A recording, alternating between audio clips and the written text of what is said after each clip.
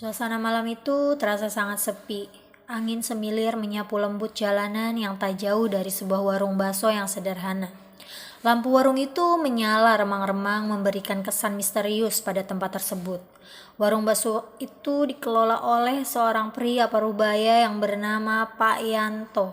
Meskipun sudah sering dikunjungi, ada sesuatu yang tidak beres dengan tempat itu.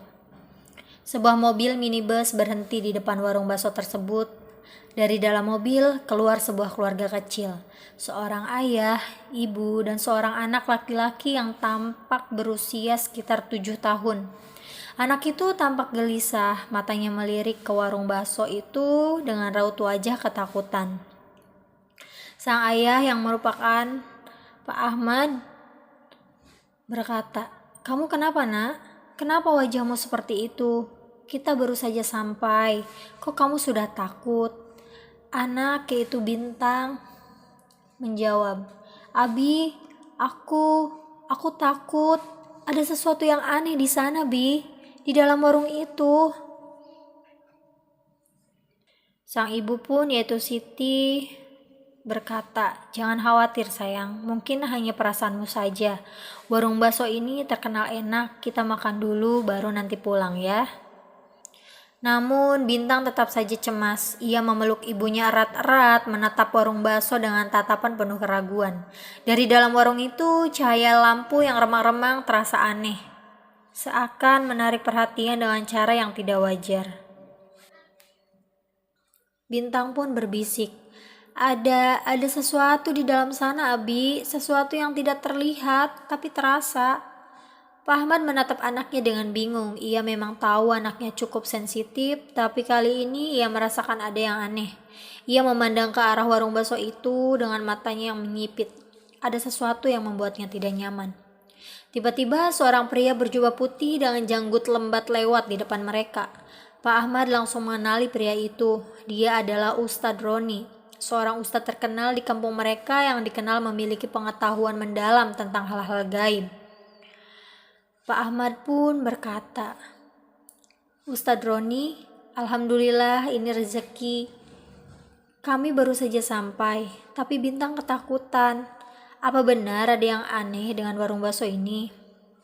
Ustadz Roni menatap warung itu, wajahnya serius seperti dia sudah lama mencium bau tidak sedap dari tempat itu. Ustadz Roni pun menjawab, "Ini bukan warung biasa, Pak Ahmad. Warung ini bukan hanya menjual bakso, tapi juga sesuatu yang lebih mengerikan, seperti pesugihan." Ibu Siti pun ikut berkata, "Pesugihan? Apa maksud Pak Ustadz?" "Warung ini dikelola oleh orang yang bersekutu dengan makhluk halus untuk mendapatkan kekayaan. Setiap orang yang datang dan makan di sini akan terikat dalam perjanjian dengan mereka. Ada sesuatu yang jahat di dalam sana, dan Bintang bisa merasakannya," ujar Pak Ustadz Roni. Pak Ahmad mulai merinding. Ia menatap Bintang yang masih bersembunyi di balik tubuh ibunya. Wajahnya pun pucat. Bintang semakin menggenggam erat tangan ibunya. Bintang pun berbisik lebih keras, "Ada yang mengawasi dari dalam, Abi. Aku tidak mau masuk ke sana." Ustadz Roni melangkah menuju warung bakso dengan langkah mantap, diikuti oleh Pak Ahmad dan Ibu Siti yang masih bingung namun merasa khawatir. Bintang terus meronta, tak ingin mendekat. Di dalam warung bakso, Pak Yanto sedang sibuk dengan wadah besar berisi kuah bakso yang mendidih. Suasana di dalamnya terasa hangat tapi tidak nyaman. Sesekali terdengar suara tawa yang aneh dari sudut ruangan yang gelap. Pak Yanto melirik keluar, melihat kedatangan Ustadz Roni dengan mata tajam yang tidak biasa. Pak Yanto pun tersenyum tipis. "Ah, datang juga orang yang mengusik ketenanganku. Silakan masuk, Pak Ustadz, kalau ingin mencoba bakso spesial kami." Pak Ustadz Roni pun berkata, "Tidak perlu basa-basi, Pak Yanto. Saya sudah tahu apa yang Anda lakukan. Anda telah bersekutu dengan jin-jin yang menyesatkan, dan sekarang Anda mengikat jiwa-jiwa orang yang tak tahu apa-apa dengan pesugihan Anda." Pak Yanto pun tertawa-tawa yang terasa mengerikan. Tiba-tiba suasana di dalam warung berubah. Udara menjadi semakin berat. Beberapa suara aneh mulai terdengar dari sudut-sudut yang gelap. Pak Yanto berkata, Ah, Ustadz, Anda benar-benar datang untuk merusak segalanya. Saya tidak peduli dengan agama. Saya hanya ingin kekayaan, dan makhluk-makhluk itu sudah memberi saya semuanya. Sekonyong-konyong, bayangan hitam mulai muncul di sudut-sudut ruangan. Wujud-wujud gaib yang menyeramkan mulai melayang di sekitar Pak Yanto, seakan mendukung kata-katanya. Mata mereka berkilat-kilat merah, tubuh mereka berlumuran api hitam yang membuat udara semakin pengap. Ustadz Roni tetap tenang, matanya terpejam sejenak, berdoa dalam hati. Dia mulai mengucapkan ayat-ayat Al-Quran dengan lembut, namun setiap kata yang keluar dari mulutnya penuh dengan kekuatan. Suara bacaan Al-Quran itu terdengar keras di dalam warung, mengusir kegelapan yang merayap. Ustadz Roni pun mengucapkan ayat-ayat suci Al-Quran.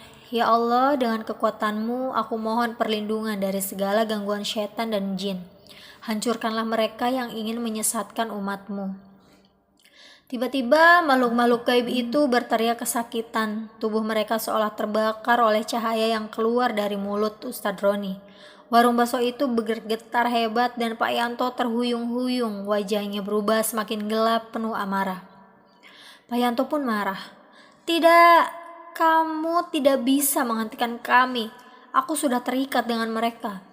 Ustadz Roni mengangkat tangan dan dengan kekuatan doanya, sebuah cahaya terang memancar, menembus kegelapan yang mengelilingi warung itu. Makhluk-makhluk gaib itu berteriak, melayang ke udara dan perlahan-lahan menghilang. Pak Yanto terjatuh, wajahnya berubah menjadi pucat pasi. Dengan tegas, Pak Ustadz Roni berkata, jangan pernah bermain-main dengan yang tidak tampak. Pesugihan hanya akan membawa kehancuran, bukan kekayaan yang abadi. Kembali kepada jalan yang benar, Pak Yanto. Pak Yanto pun terdiam, tubuhnya gemetar. Warung bakso yang sebelumnya terasa penuh dengan energi gelap, kini mulai kembali tenang. Cahaya yang masuk dari luar menerangi ruangan, membawa kedamaian.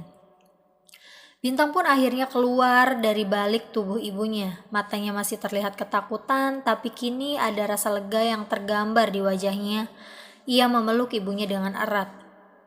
Abi, itu benar ya, ada sesuatu yang jahat di sana. Benar, Nak, tapi kamu tidak perlu takut lagi. Semuanya sudah selesai. Allah selalu bersama orang yang mencari kebenaran. Pak Ahmad menatap Ustadz Roni dengan penuh rasa terima kasih. Jazakumullah khairan, Pak Ustadz. Terima kasih telah menyelamatkan keluarga kami. Ibu Siti pun bicara, semoga Allah membaca kebaikan Pak Ustadz. Ustadz Roni tersenyum tipis, tersenyum bijak, lalu berbalik melangkah pergi, meninggalkan keluarga itu dengan perasaan tenang.